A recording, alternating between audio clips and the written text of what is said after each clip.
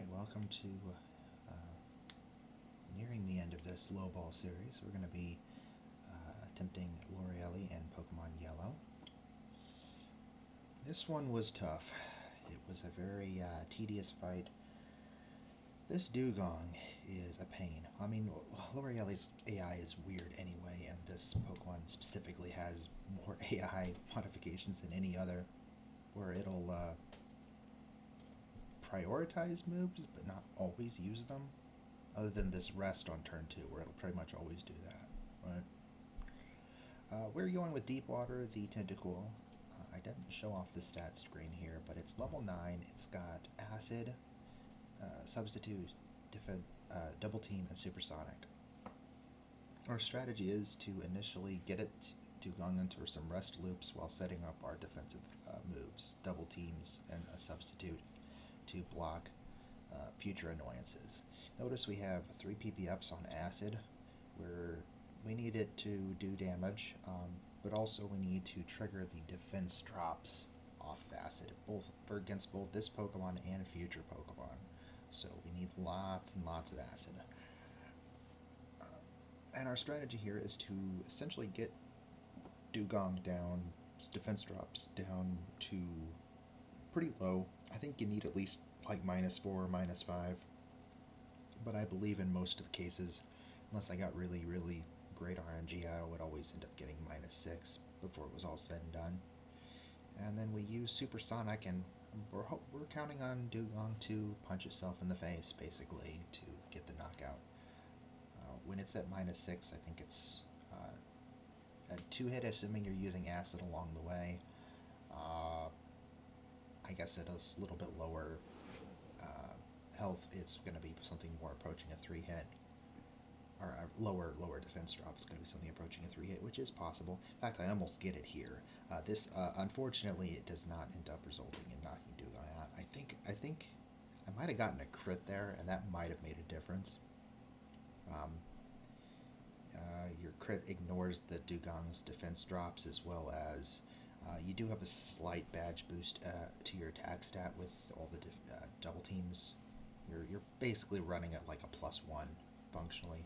Not that you're still doing a whole lot of damage. You're a level 9 Tentacool, which is not a physical attacker, using a physical attack that only has 40 base power.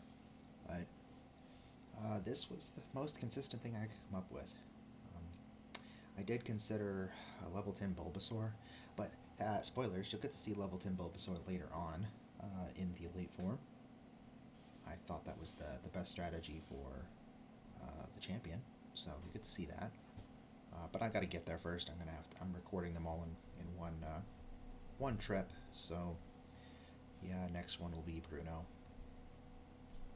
And yeah, at this point, it's just a matter of keeping the Dugong confused, hoping it punches itself twice in a row, and trying not to burn too much PP. My original strategy for this actually relied on only having to get pretty much one confusion hit, self-hit in the row, because I was using Swords Dance instead of Substitute. And that did work, but it was very frustrating then to proceed to just randomly lose to the Dugong itself or to the Cloyster, because it would just randomly hit you and you die. The Substitute keeps you alive way more efficiently than just Double Team alone, and yeah, it's just way more consistent, at least to getting deeper runs anyway. I don't know. It may not actually be better at doing what you want to do. I did have a lot more runs stall out on Dugong without Swords Dance, but I also just didn't get randomly one-shot nearly as much. I think we're getting close here. This Dugong Joe, just very frustrating. The rest kind of eliminates a lot of your toxic strats that we've been using. It eliminates a lot of strats, actually. Because even if you use a type combination where it deprioritizes rest, it'll still use it. And its other 3 moves are all offensive moves that hit pretty hard, so you can't really you almost want it to use rest, but then you also don't want it to use rest so you can actually kill it. It's an awkward situation. I think confusion might be the best strategy. I don't know if level 9 tentacle is absolutely the best strategy. Although I do, there are some things I really like about it. Um, you'll see why I picked level 9 here shortly. There's a couple of it's pretty cool to get to use some very unique properties of tentacle in this fight. It was pretty interesting to see this all line up. So I think without Tentacle's unique um, and specific move pool, this would be way more challenging. Again, maybe you can get through it with the Bulbasaur. Maybe it's not that bad, but it was fun to be able to craft something different. I believe this is finally knocking Dugong out. It decided to punch itself twice in a row.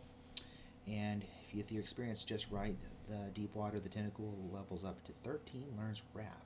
So we'll learn that over Double Team. That will give us some more offensive PP, and also Wrap specifically will be useful really against the last three Pokemon. Um, we really want to use, well, continue our Acid Supersonic strat on the Cloyster. You do have to still have a decent amount of PP, but you don't actually need that much. Um, Getting a couple defense drops though makes a big difference. Cloyster's huge, his defense is very high, but if it's dropped just a little bit, then the supersonic suddenly confusion does suddenly does a lot more damage. Something I noticed in doing all of these runs, I don't know if I commented on it on any of the previous ones, but these multi-hit moves, the spike cannons, the fury swipes, the double kicks, uh, they seem to only in Gen 1 specifically, they seem to, once they break the sub on the first one, that seems to not actually do the multiple hits. Kind of a weird bug.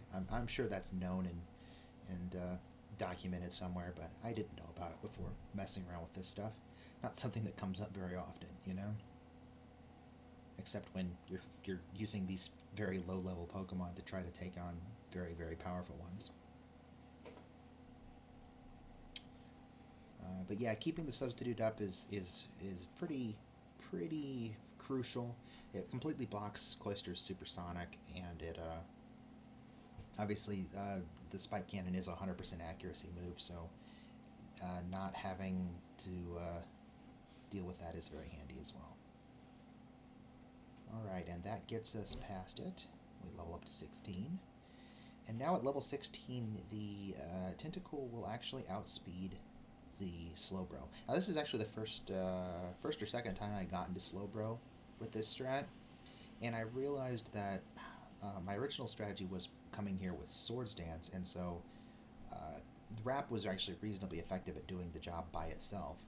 But I realized that was going to be a bit of a problem, as I wasn't just going to have without the Swords Dance, the Wrap doesn't do hardly anything, as you can see. So I was playing around with trying to maybe get some acid defense drops first, and maybe using Supersonic as well. Ultimately, I do. The Wrap's still very efficient. I mean, Wrap in Gen 1, if you weren't aware, if you go first, you basically block the opponent from actually doing anything for the duration of the move. Just free abuse of and skipping their turn. It's super busted. It's unfortunate the lowball format doesn't really lend itself to taking advantage of it more, but hey, at least we get to do it once here. We get to just bully the slow bro until it doesn't get to even take any turns. But ultimately, when we get a little closer, I decide I want to try to chip it down with the other mechanics, the acid and the supersonic. I was concerned about if I went with Wrap, the Lorelei will use super potions when their Pokemon get low, and I thought I didn't kind of want to deal with that. I got really lucky though with the defense drops on this. The Slowbro really had my back there on that. The Slowbro here, Lorelei has good AI except for specifically with the Dugong, so he's only going to use Amnesia and Psychic. He used Amnesia a lot and also punched himself a lot. Anyway, level 18, we get actually another level up move. I was out of acids anyway, so I decided to replace acid with Poison Sting. I think if I still had a decent amount of acids, which is probably doable depending on how exactly the beginning of the fight went, I might keep acid and just get rid of supersonic instead, but for this purpose, I decide to get rid of acid. And now we're going to do another fun busted thing with poison sting and wrap is we're trying to get the poison specifically with the poison sting. And then we're going to use wrap, and because again we're just drawing turns out, the poison counter stacks every single time. And poison in Gen 1 is a little bit underpowered. It does less damage than it does in future generations. But when you get multiple turns of it every turn, essentially, it does actually add up and start to stack up. And so yeah, this is basically our strategy for these last two Pokemon is to hit them with Poison Sting until we poison them, and then just spam Wrap until they faint. And this is even through like the super potions and stuff. Jinx has a nice little perk where it'll punch itself because of getting confusing itself with Thrash. So that's kind of fun. And again, we're basically doing the same thing for Lapras. Lapras will use only Confuse Ray and Body Slam. And that is a little concerning. Again, kind of the same problem that the Cloyster had, where the one move doesn't do anything, but the other move will break your sub. So we finally get the poison, and we're on to using Wrap.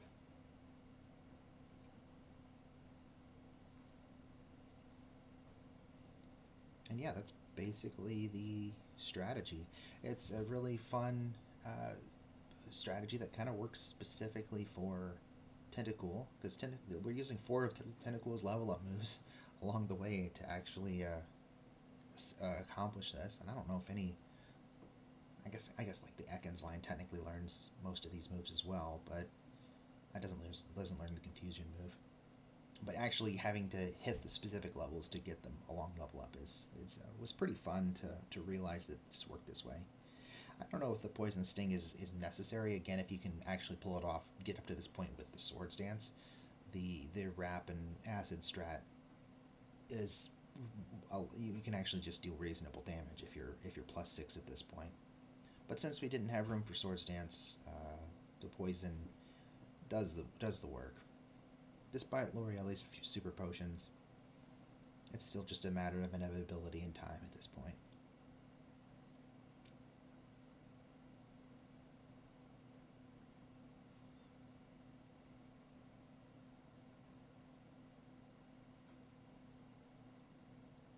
So yeah, this was a very lengthy, grindy run.